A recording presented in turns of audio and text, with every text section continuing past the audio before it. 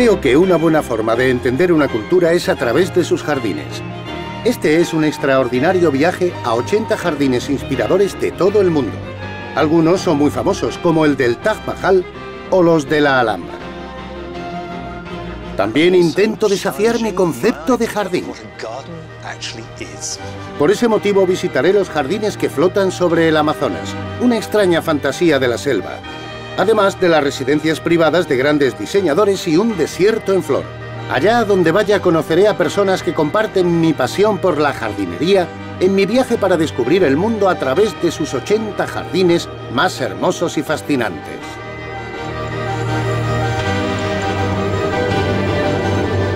El mundo en 80 jardines.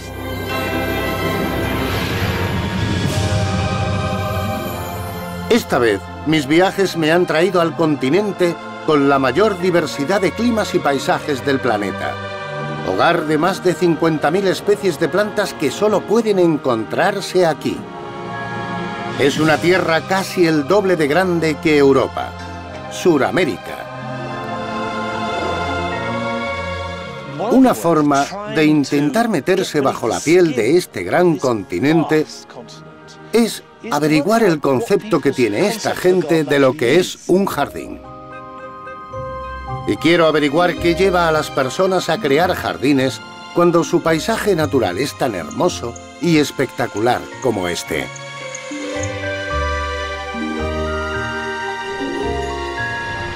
La primera etapa de mi viaje comienza en Río de Janeiro.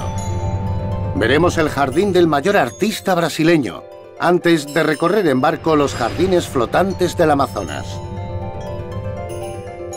Rumbo al sur, volaré hasta Argentina para conocer una estancia tradicional de la Pampa. Y terminaré en la costa del Pacífico, en Chile, donde un hombre ha creado un jardín totalmente acorde con su paisaje. Llego por primera vez a una de las grandes ciudades del mundo, Río de Janeiro. El clima brasileño varía de cálido y seco en el interior a caluroso y húmedo en el bosque tropical de la selva amazónica. En esta primera visita, esperaba encontrar en Brasil no solo los elementos que lo caracterizan, color, cuerpos bronceados, bailes y todo lo demás, sino mucho sol. Después de todo, se supone que es verano. Todas las imágenes de la playa de Copacabana están llenas de cuerpos hermosos, sol y mucha gente. Bien, estoy en la playa de Copacabana y está lloviendo. No hay gente atractiva, cuerpos atléticos, ni nada.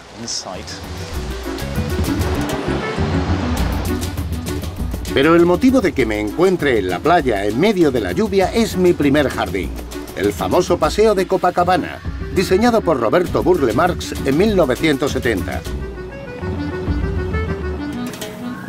Burle Marx fue el artista y paisajista más importante de Brasil y combinó de modo radical sus pinturas con el diseño de las aceras y los parques de Río. Tomó las líneas y las curvas de su material artístico y las aplicó a los suelos de Copacabana, que siguen, y siguen, y siguen, y siguen. La escala es enorme, con más de 4 kilómetros llenos de sus dibujos abstractos. Hay pocos jardines que puedan verse también desde el piso 27 de un hotel. Lo que vemos aquí es uno de los jardines públicos más grandes del mundo. Y en mi opinión, un jardín es tan municipal y tan público como los arriates de una glorieta.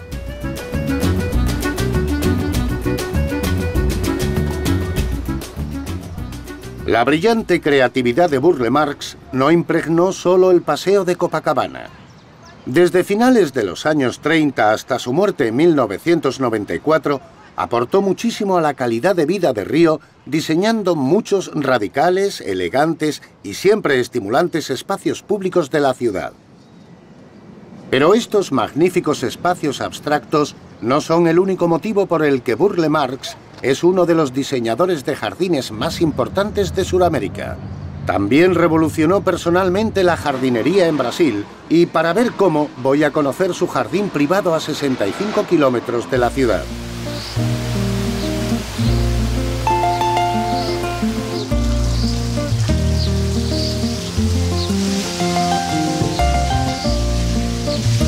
Burle Marx adoraba las plantas autóctonas de Brasil.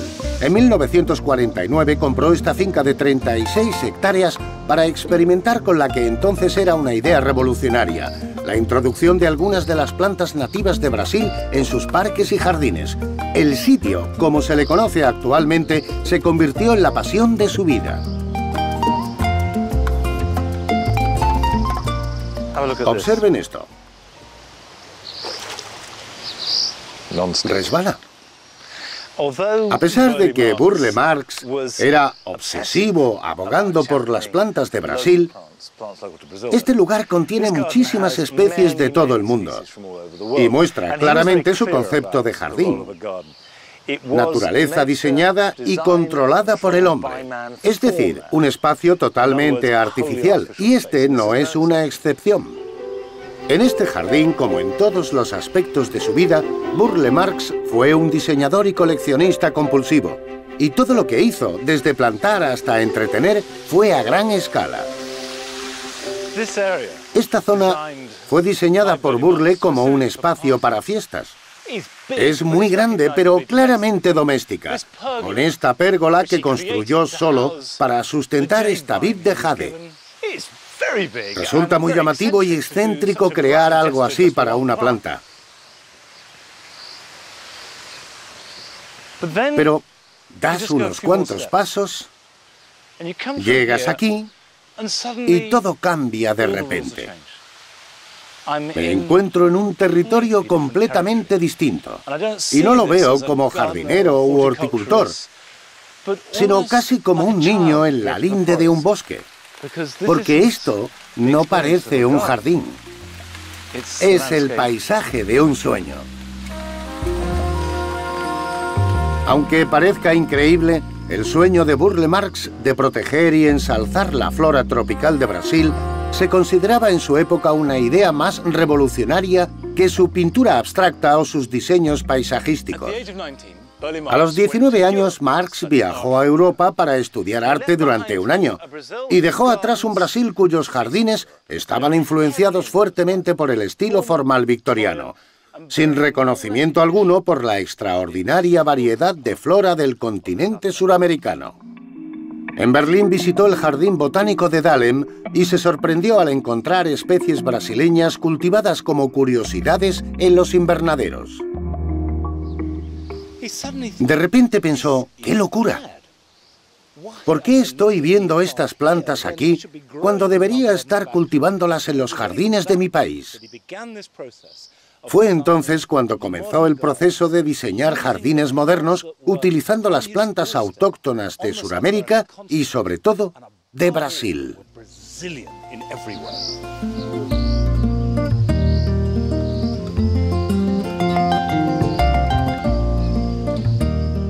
Burle Marx se obsesionó con coleccionar y proteger estas plantas nativas, y el sitio contiene más de 3.000 especies de flora tropical que recogió durante sus expediciones.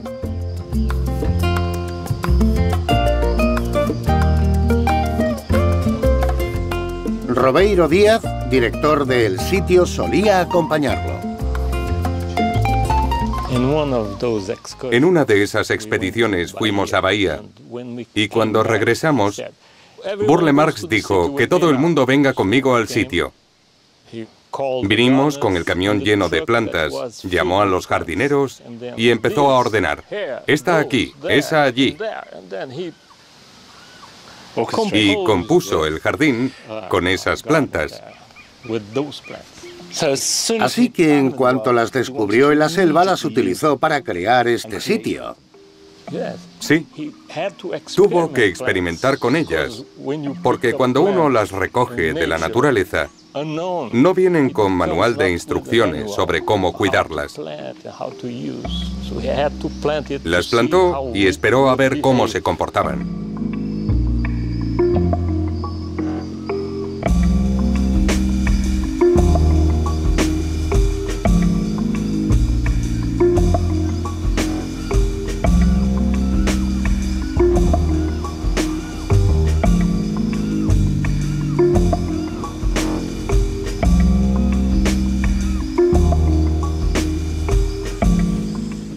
En Brasil existen más especies de bromeliáceas que en cualquier otro lugar del planeta. Con aspecto de piñas, las bromelias suelen encontrarse como plantas de interior o cultivadas en invernadero, mientras que aquí crecen por todas partes. Y resulta extraordinario, porque sus raíces no absorben nutrientes. Simplemente fijan la planta a la superficie donde crece. Recogen agua en la base de sus hojas, formando pequeños charcos con su propio ecosistema diminuto, donde habitan pequeñas ranas e insectos que pasan toda su vida en ellos. Es fantástico, casi un milagro, encontrar tal exuberancia de color y de vida en un jardín. Sí, fantástico.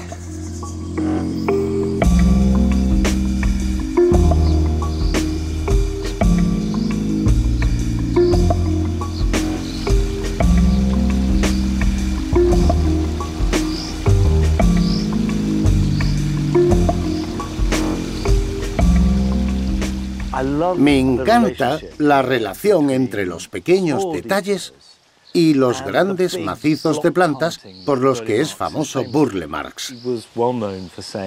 Solía decir que para apreciar una planta no había que plantar solo una para verla bien, sino muchas. Me encantan las texturas de los troncos mezcladas con los colores de las hojas. Y son esos detalles, amplificados por la energía de Brasil, junto con la fuerza de su imaginación, los que hacen que este lugar sea tan extraordinario. Burle Marx legó el sitio al pueblo de Brasil como parte de su fundación. Y aunque diseñó más de 2000 jardines, creo que este es el que mejor muestra su genialidad. Pero estoy aquí para seguir los pasos del gran hombre y dirigirme al norte, a la selva tropical.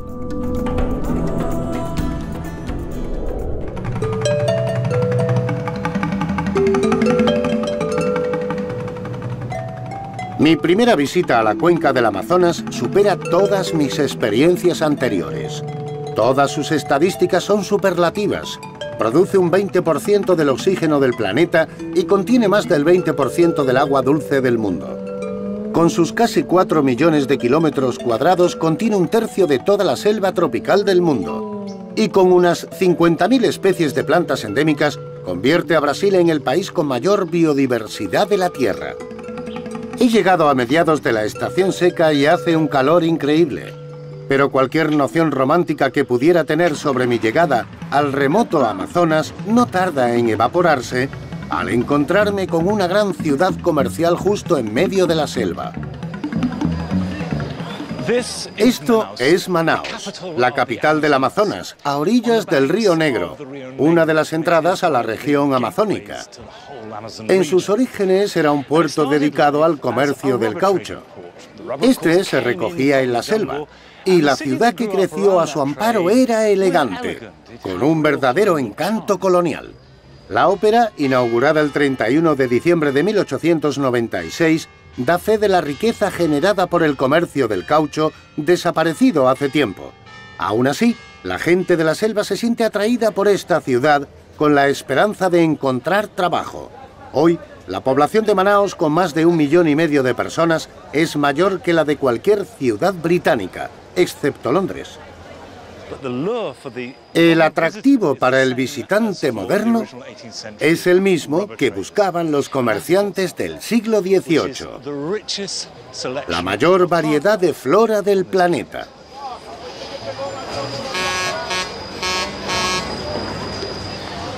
Estoy buscando el Casiquiari. Si es que lo he pronunciado bien, me refiero a uno de estos barcos. Espero que sea bonito. Hay unos 50 o 60 de estos. Casiquiari. Aquí está. Es precioso. Hola. Hola, amigo. Hola, soy Monty. ¿Puedo subir? Venga, suba a bordo. Muchas gracias. Dejamos la ciudad y zarpamos mientras la luz da paso a la oscuridad de la cálida noche tropical. Tendré que esperar un nuevo día para contemplar al poderoso Amazonas. Cuando amanece, el río se muestra en todo su esplendor. Es inimaginablemente grande. Está alimentado por 7.000 afluentes, de los cuales 17 tienen más de 1.600 kilómetros de longitud. Antes de seguir adelante, surge un problema inesperado. Hemos sufrido un pequeño contratiempo, porque en Sao Paulo cogí las maletas equivocadas. Y cuando las he abierto en el barco, en lugar de todo mi equipo y mis ropas, me he encontrado con una gran colección de saris y rebecas con lentejuelas. Así que supongo que hay una mujer buscando su ropa desesperadamente. Ha sido un problema, porque iba a navegar por el Amazonas y solo tenía lo puesto. Por suerte, he conseguido esto. Está linda sua roupa, mas ficava más bonita con aquela que estaba no malão ontem. No hablo portugués, pero creo que está diciendo que un sari rosa hubiera resultado más atractivo.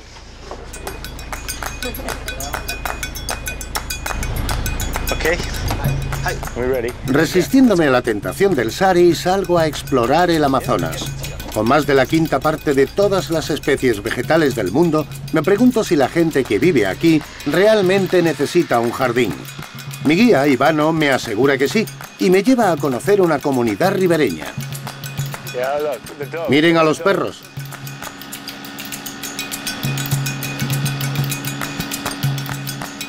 El nivel del agua del Amazonas puede adentrarse en la orilla hasta 14 metros según la estación.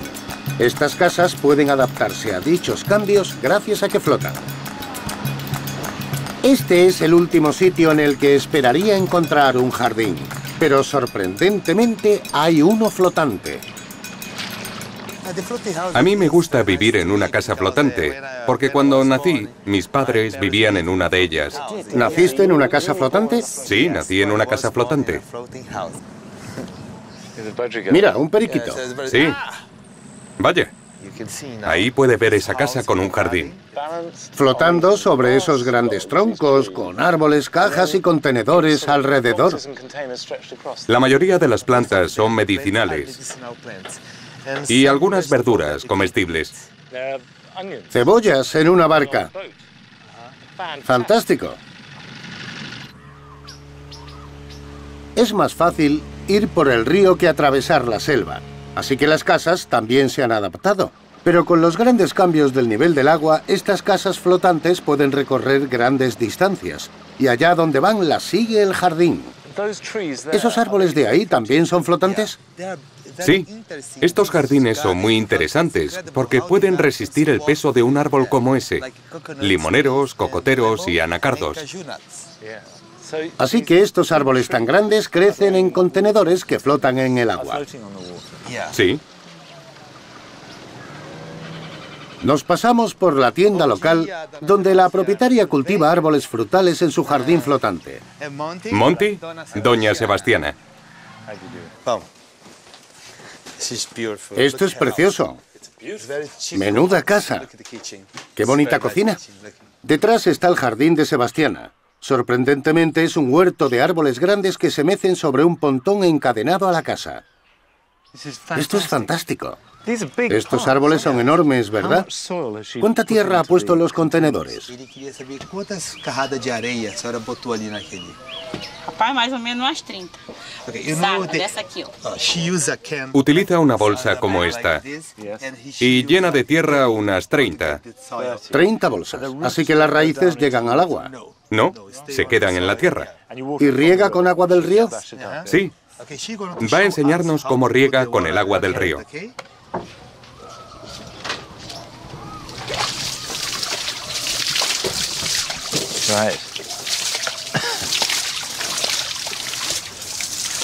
¿Tiene que regarlos todos los días? Dona Sebastiana, são 2 vezes por dia que a senhora faz isso, né? 2 vezes por dia. De manhã y de tarde. Sí, 2 veces al día. 2 al día. Por la mañana y por la tarde. Supongo que en la estación de lluvias no tiene que hacerlo. Cuando llueve no hace falta. No, no. Cuéntame qué tiene aquí. ¿Qué árboles tiene usted, señora? Verbena, carambola, anacardo, banana. Todo cultivado en pequeñas cajas que flotan en el río. Es impresionante. Porque aqui ninguém pode plantar em terra que alaga fundo. Adora las plantas, pero no puede cultivar en tierra firme.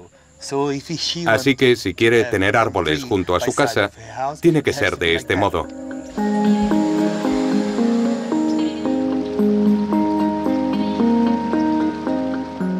La gente que cultiva en el río tiene menos limitaciones de las que cabría esperar. Y pueden plantar casi lo mismo que en tierra firme, incluidas las verduras. Junto con el pescado fresco del río, su dieta puede ser perfectamente saludable y su estilo de vida realmente atractivo. Pero me he encontrado con una propietaria a punto de vender su casa y trasladarse a la ciudad. Ahora que se muda a Manaos, ¿seguirá teniendo jardín? Não, eu vou levar. Se lo lleva con ella. Solo vende la casa, el jardín no. ¿Cuál es su planta favorita? Gosto mais é das rosas. La rosa. La rosa. Porque es como la reina del jardín. La reina del jardín. Es un pensamiento precioso. Aunque parezca sorprendente, las flores son escasas en el Amazonas, porque no hay una primavera definida y las plantas florecen de forma impredecible, normalmente lejos de la vista, en las copas de los árboles, donde hay luz. Así que en estos humildes jardines, una flor llamativa es siempre popular. ¿Qué tenemos por aquí? Tenho planta. Aí tem porco. Cría cerdos. Cerditos. Adoro los cerditos. 6 cerdos flotando.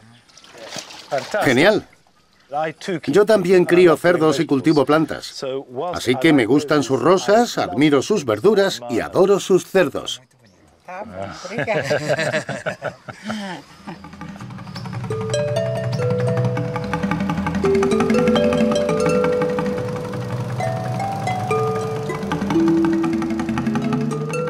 El sol está a punto de ponerse y parece caerse del cielo. Te quedas en absoluta oscuridad. Hoy, lo principal más que la grandeza de este lugar y su escala inimaginable es que el deseo de cultivar parece algo básico. No importa que uno se encuentre en medio de uno de los mayores ríos del mundo. La gente sigue creando jardines en antiguas canoas y en cajas hechas de tablas, con tierra que han recogido en la selva y han transportado hasta aquí. El deseo de cultivar cosas, incluso en la situación más improbable, parece ser un instinto básico.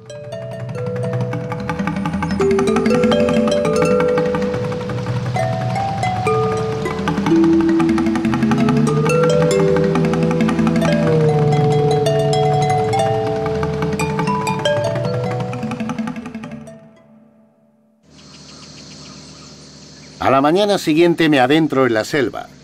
Todos sabemos que es un hábitat muy amenazado, pero todavía espero encontrar algunas de las plantas por cuya conservación en su jardín del sitio, cerca de río, tanto luchó Burle Marx.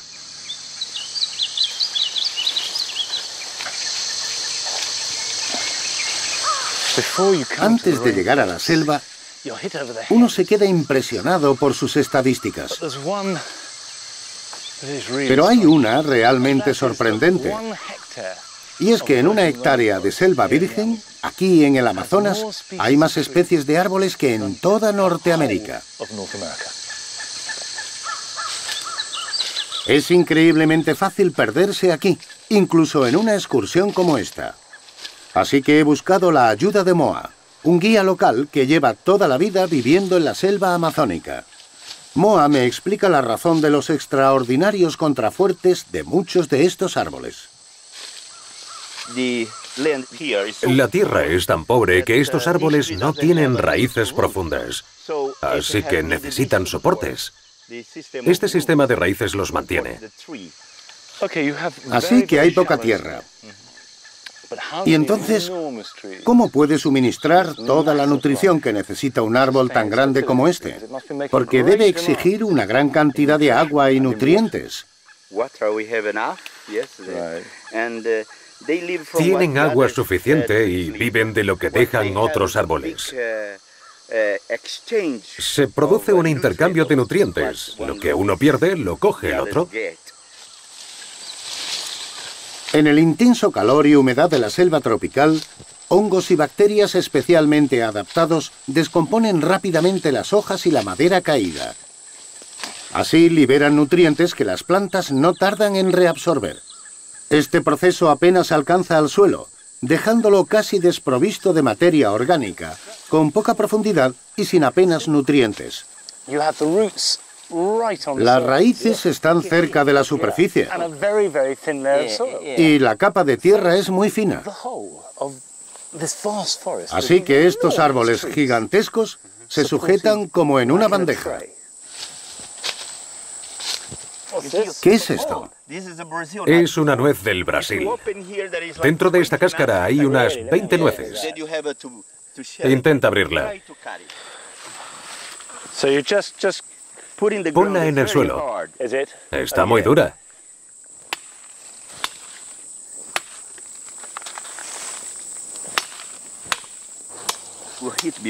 Se pueden ver las nueces dentro. Así que dentro de esta cáscara tan dura hay nueces. ¿Hay algún animal que las abra y se alimente de ellas? Es una pregunta muy interesante. Aquí hay un pequeño agujero, lo que quiere decir que un agutí, un roedor de dientes muy afilados, se ha comido 2 o 3 semillas y ha enterrado el resto. Pero tiene muy mala memoria. Intenta recordar dónde la ha enterrado, pero se le olvida. Y así crece la nuez del Brasil, con la ayuda del agutí. Innumerables especies de la selva tropical dependen de esta compleja relación simbiótica. Pero más de 600.000 kilómetros cuadrados de este delicado ecosistema ha sido cruelmente talado en los últimos 40 años, acelerando el proceso que comenzó con la llegada de los primeros colonos europeos en el siglo XV. Estaban convencidos de que la exuberancia de la selva se debía a la riqueza de su tierra, como sucedía en los bosques europeos. Así que cortaron y quemaron grandes áreas de bosque en un intento de crear tierras de cultivo. Sin embargo, solo producían durante pocos años. En cuanto los árboles desaparecen, la tierra deja de tener protección de las lluvias ecuatoriales y no tardan en arrastrar la ceniza y los pocos nutrientes que quedan. Además, el sol se encarga de secar las esenciales bacterias y hongos. Es un desastre ecológico. Ahora es un hecho conocido. Sin embargo, se sigue haciendo lo mismo.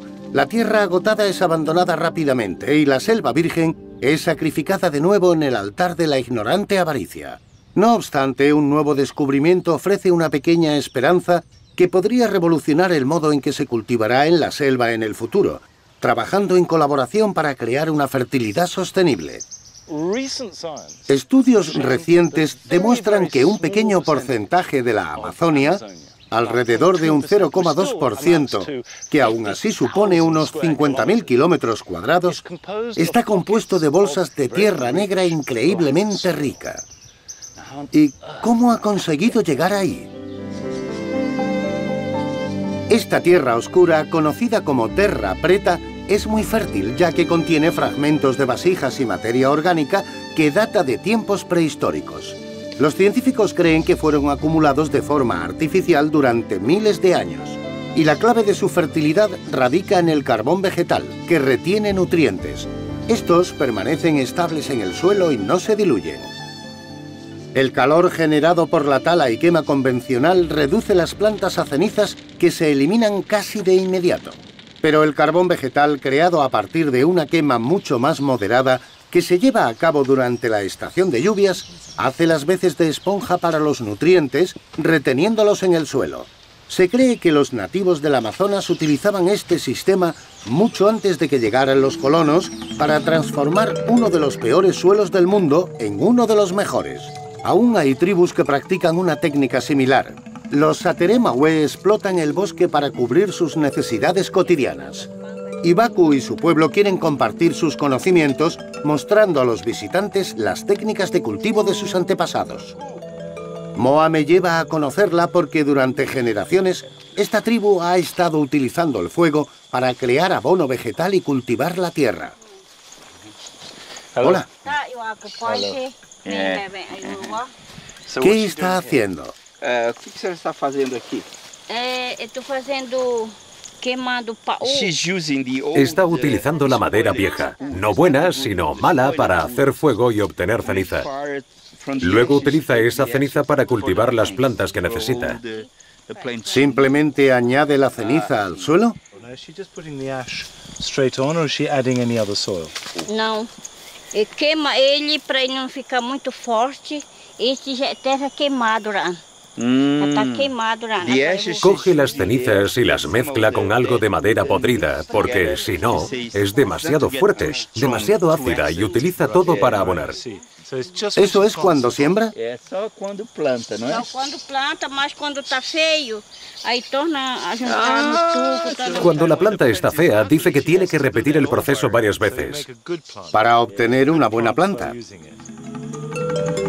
Baku quema lentamente madera muerta y materia orgánica, como lo hacían sus antepasados, para crear abono que le permita cultivar plantas sanas en su pequeño huerto en años alternos. ¿Puedo ver cómo lo utiliza en el jardín? Ele está perguntando se pode mostrar para ele. Aqui já está misturado com outro tucumã. Wood she have there is wood from the palm. Añade muchas cosas a la mezcla y luego planta las semillas. Esto es para los gusanos, para los parásitos intestinales. ¿Está cogiendo un esqueje? Una rama, está cogiendo una rama. Le pone un poco de tierra alrededor para que eche raíces. Con solo el calor y la humedad del aire. Dime, ¿cuánto hace que plantó esa rama? ¿Cuánto tiempo faz que a senhora quebrou esse mastro? 2 días. Hace 2 días. Y ya ha empezado a echar raíces gracias al aire y a la tierra. Donde yo vivo esto es increíble. Hay muy pocas plantas capaces de hacerlo. Esse sábado de marajá é para shampoo e também para chá de criança para dormir. Solo he entendido champú. ¿Y esta? É remédio para gente que fala muito, briga e faz remédio para Es una planta que ella llama callada. Dice que es para la gente que habla demasiado. Muy útil. Una planta realmente útil. Antes de marcharme, tengo que presenciar los cantos y danzas típicos que representan para los turistas. Pero la relación de Baku con la selva es verdadera y profunda, no un espectáculo turístico. Y sus conocimientos ancestrales, transmitidos de padres a hijos, son la esperanza de un futuro sostenible para la selva.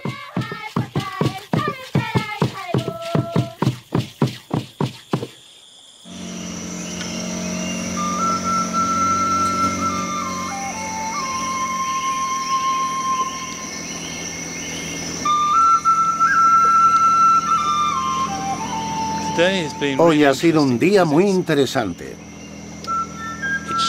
porque he visto lo rápido que podemos perder el conocimiento de nuestros antepasados. Y si lo subestimamos y lo consideramos inservible para confiar únicamente en la mecanización o la industrialización, todo lo necesario para cuidar y trabajar en colaboración con un lugar tan complejo como la selva desaparece rápidamente.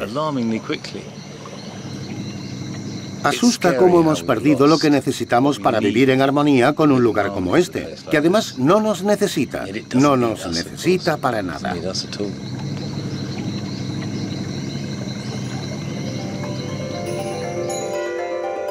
Ha llegado el momento de finalizar mi breve visita al Amazonas e ir a un paisaje que no podría ser más diferente.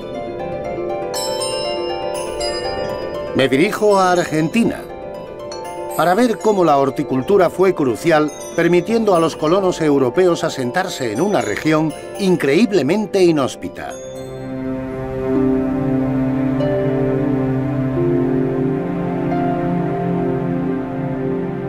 Argentina se extiende desde los Andes hasta las ventosas y monótonas llanuras de la Pampa. Mi visita comienza en la elegante capital del país, Buenos Aires.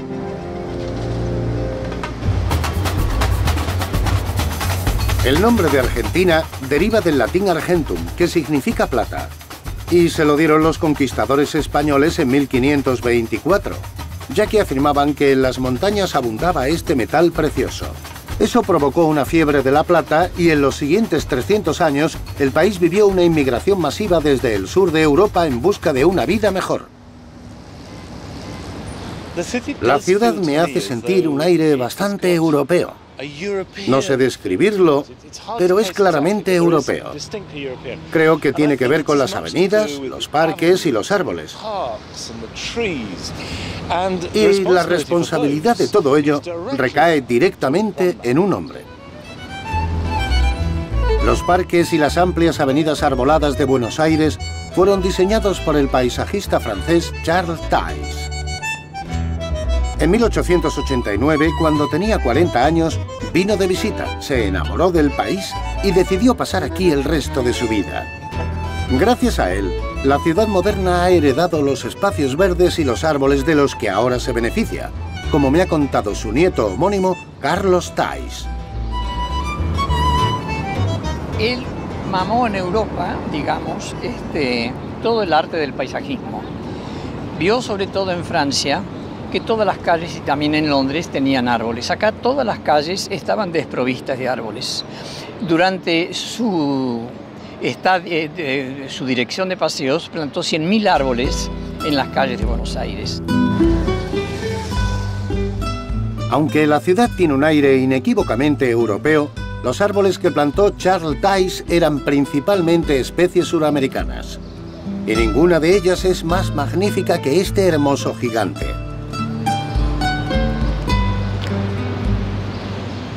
Este es uno de los árboles más bonitos que he visto jamás. Es un gomero o árbol del caucho y además de ser enorme tiene un gran significado, ya que fue el primero que se plantó en Buenos Aires. En los 200 años desde su plantación se ha vuelto enorme. En medio de esta ciudad tan bulliciosa es una presencia simbólicamente estática.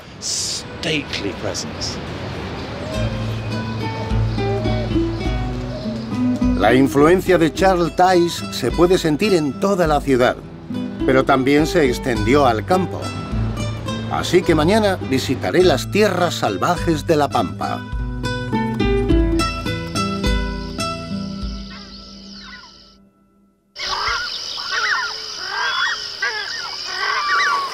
El paisaje abierto e incluso inhóspito de la Pampa es el territorio de los magnates de la carne. Los colonos europeos convirtieron estas tierras, fértiles pero azotadas por el viento, en una exitosa economía rural basada en enormes explotaciones ganaderas llamadas estancias. A medida que prosperaban, los propietarios de las estancias erigieron grandes mansiones y fincas. Yo he venido a visitar la estancia Dos Talas, una reliquia, aunque algo reducida, de la época dorada, cuando la élite europea transformó Argentina.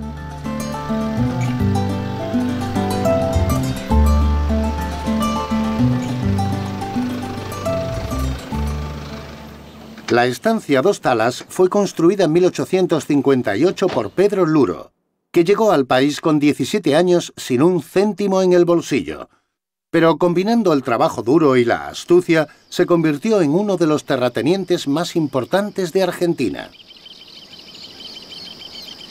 La estancia llegó a la familia de un modo realmente extraordinario. Cuando Pedro Luro consiguió un trabajo plantando árboles por el cual le pagaban con tierras. Cuantos más árboles plantara, más tierras recibía. El propietario se marchó a Europa durante 3 años y en su ausencia, Luro plantó árboles como un poseso, decenas de miles de árboles. Cuando el propietario regresó, descubrió que el único modo de pagarle era entregándole toda la tierra. El caso fue a juicio y Pedro ganó. Así se encontró con 17.000 hectáreas de pampa.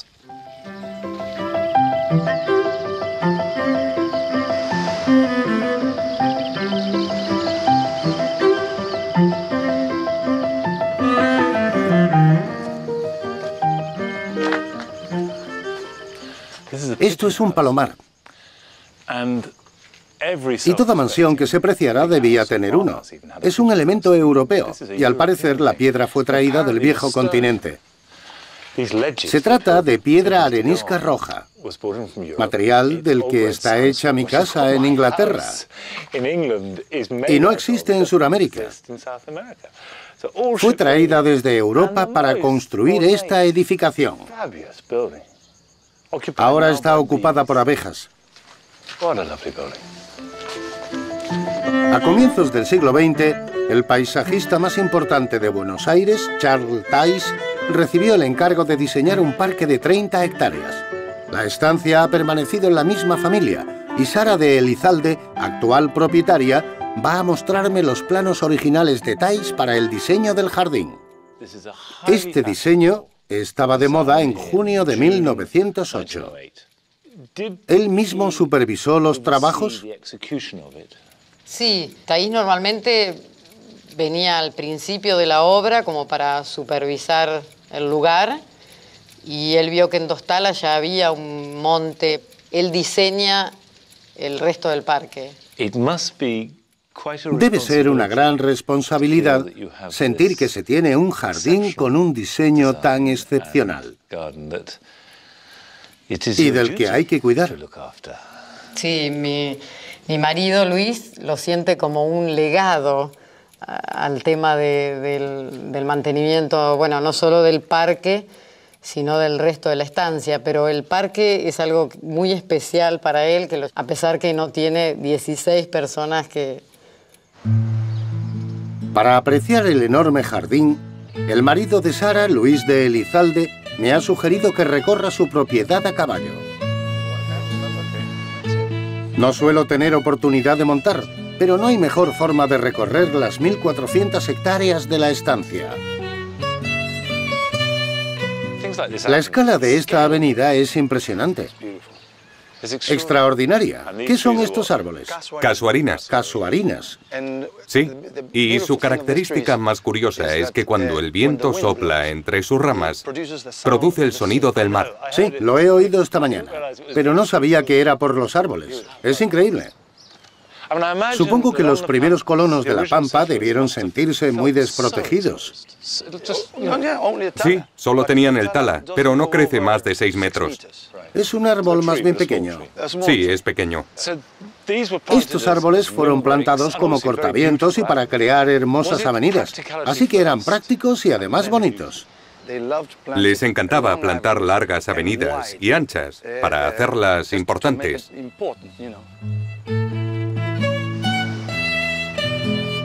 El parque está atravesado por estas grandes avenidas que dividen el bosque en manzanas. Algunas plantas han sido podadas, pero han crecido tanto que forman túneles espectaculares. También dan cobijo en este paisaje tan abierto. Actualmente el parque de Charles Tays no se puede mantener siempre al día, ya que en su época dorada requería de 16 jardineros. Aún así ha madurado hasta convertirse en un jardín indómito y mágico en el que se combinan más de 50 especies de árboles, además de una avenida de olmos muertos todavía impresionantes.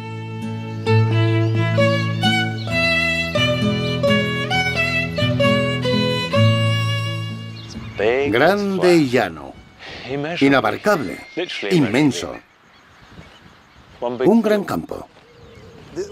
Entre cercas estamos hablando de unas 60 hectáreas. ¿Cada campo tiene 60 hectáreas? Entre 60 y 100. La Pampa ha estado aquí siempre. Pero, ¿qué efectos tiene el ganado sobre ella? ¿Cómo cambiaría sin los pastos, ya que no crecen los árboles? Pero crece hierba, porque el suelo es tan rico que ni siquiera hace falta fertilizarlo. La hierba crece continuamente. Por eso la Pampa es solo para el ganado. Ganado. Ganado y más ganado.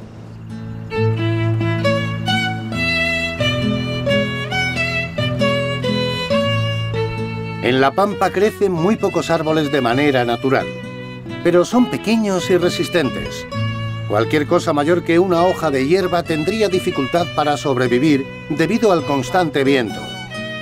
Es fácil ver por qué se plantaron estas grandes filas alrededor del parque. La última tormenta que pasó por aquí fue la cola del huracán Katrina, que arrasó Nueva Orleans y tumbó todos los árboles de un golpe. Así que a la mañana siguiente... vientos de 140 kilómetros hora. ¿Crees que es necesario replantarlos? Por supuesto. Si tengo tiempo, lo haré.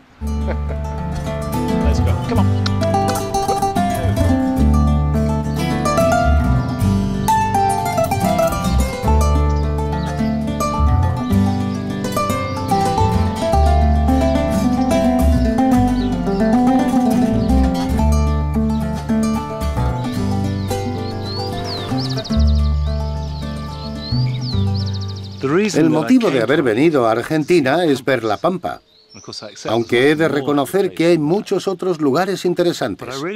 Pero yo quería ver cómo se cultivan plantas en un lugar tan grande, llano y casi vacío. Charles Tays no cerró la Pampa por completo. Observó detenidamente el amanecer y el atardecer y dejó aberturas desde las que pudieran contemplarse para permitir que formaran parte del jardín. La existencia de este enorme lugar es, en mi opinión, una expresión desafiante de dominio sobre este entorno fértil pero intimidatorio, imponiéndole una cultura europea. Pero ha llegado el momento de que abandone la Pampa argentina y prosiga mi última etapa del viaje en un país de grandes contrastes, Chile.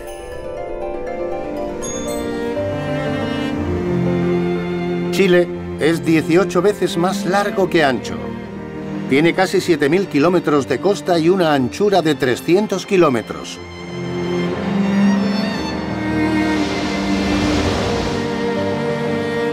Los Andes flanquean la longitud total del país y las áridas llanuras del desierto de Atacama limitan al norte. Al sur están las extensiones de hielo de la Patagonia. Y yo quiero averiguar cómo se inspiran los jardineros chilenos en entornos tan espectaculares. Supongo que si se cuenta con tiempo suficiente, la mejor forma de ver el país sería ir desde el norte hasta el gélido sur. Pero acortaré atravesándolo a lo ancho desde los Andes hasta el Pacífico. Botánicamente hablando, Chile es como una isla en la que nuevas plantas no pueden entrar desde ninguna dirección. Y tiene entornos tan extremos que una increíble variedad de especies endémicas prosperan aquí. La palmera chilena es una de ellas. Su tronco se encoge y ensancha con la edad a medida que dirige toda su energía a producir frutos. Crecen increíblemente despacio y viven mucho tiempo. Se piensa que esta veterana es la palmera más antigua del mundo, con más de 1000 años. Pero la palmera fue explotada hasta casi la extinción por su savia, que se extraía y hervía para hacer jarabe. Ahora es ilegal, y la palmera se ha convertido en el símbolo nacional de Chile.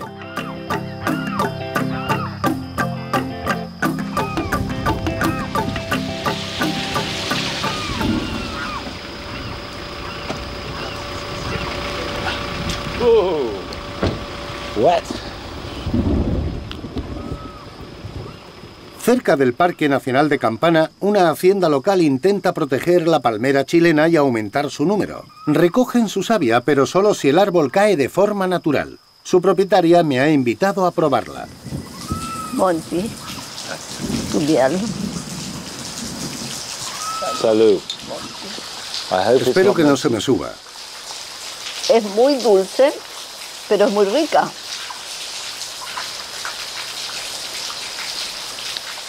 Como dicen en mi tierra, algo nuevo. Es como beber melaza. Es un gran vaso, pero voy a intentar bebérmela.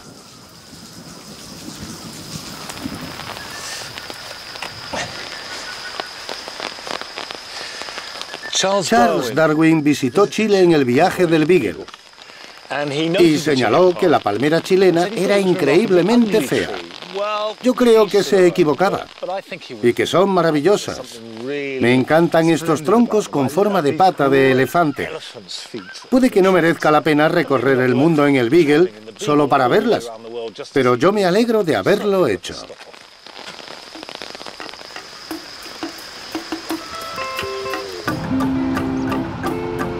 Por fin deja de llover y vuelvo a la carretera.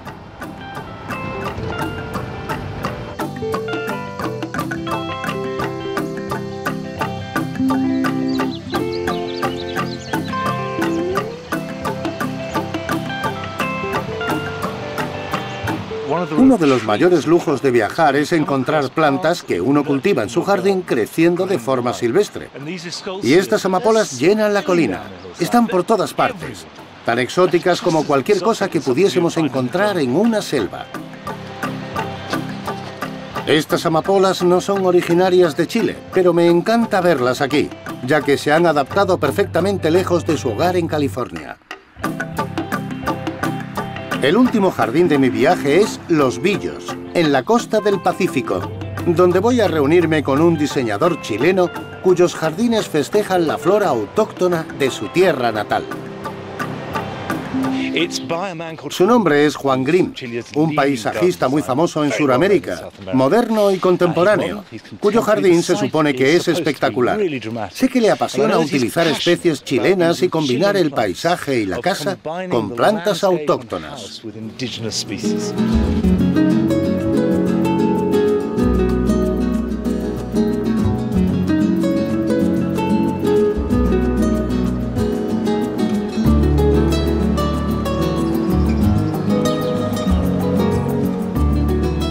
Lo primero que impacta del jardín de Juan Grimm es que cuesta diferenciar dónde comienza y dónde termina.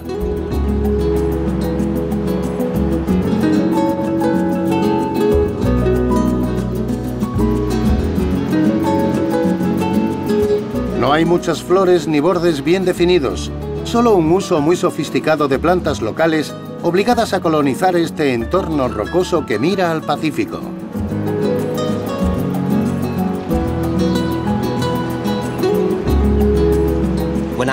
Recuerdo la sensualidad del paisaje cuando era niño. Tocar las hojas, las rocas, me encantaba. El jardín sube desde el mar en una progresión continua y fluida alrededor de la casa. Cada elemento del paisaje, incluidos el cielo y el mar, parecen formar parte del jardín.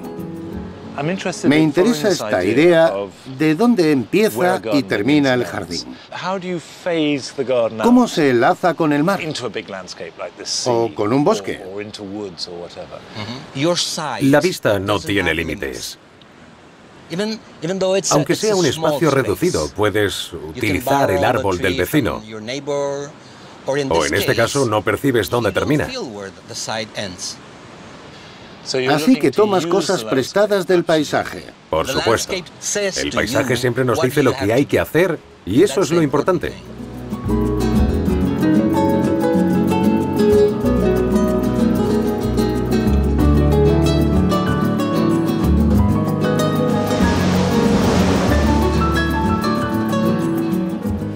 Esta pared cubierta parece un seto.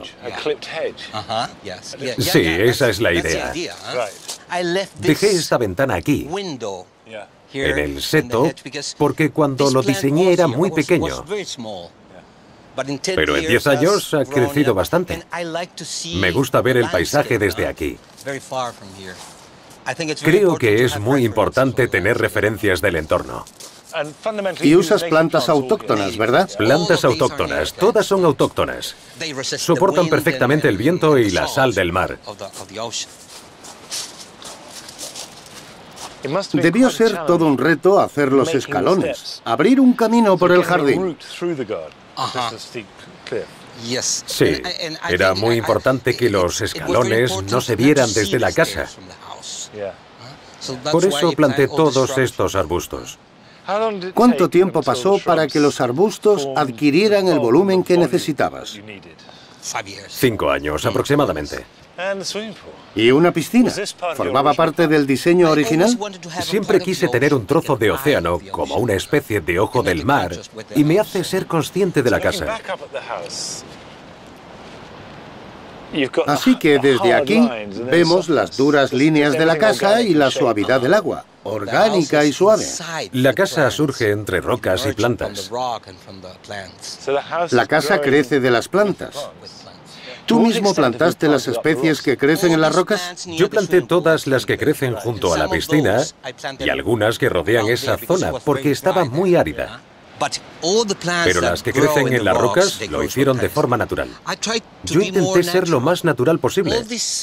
Todas esas flores, los lirios del Perú, crecieron solos al regar esa parte del jardín. Las semillas llegaron aquí y prosperaron. Me gusta cómo el jardín crece sin limitaciones, de un modo salvaje. ¿En cuánto? ¿10 metros? Sí, me gustan las plantas muy verdes. A partir de ahí empiezan a desaparecer para dar paso a las rocas, al otro lado, que también desaparecen. Supongo que la relación entre las plantas y las rocas cambia continuamente. ¿Lo consigues de forma artificial o es de forma natural? Un poco de todo. Puse algunas plantas. ¿Ves esa flor amarilla de allí? Es una planta nativa, pero la planté yo, y algunos de los arbustos.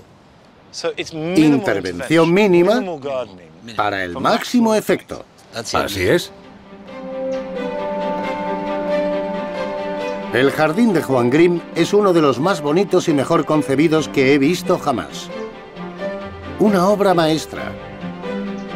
Y más que eso, estoy seguro de que su forma de utilizar las plantas nativas y de trabajar con el paisaje, en vez de intentar dominarlo, es la clave de un futuro sostenible. Este viaje me ha servido para conocer jardines fascinantes, creados en unas condiciones naturales tan diversas que parece increíble que la misma tierra pueda albergar lugares tan diferentes. Pero en todos ellos he encontrado el deseo común de crear algo domesticado a partir de la naturaleza, pero que pueda coexistir en armonía con ella. Y creo que eso es lo más emocionante de Sudamérica. Recientemente hemos descubierto que debemos trabajar con el entorno respetándolo. Así, estos jardines rebosan de entusiasmo y creatividad, lo cual es apasionante. Este ha sido mi primer viaje a esta zona, pero no será el último.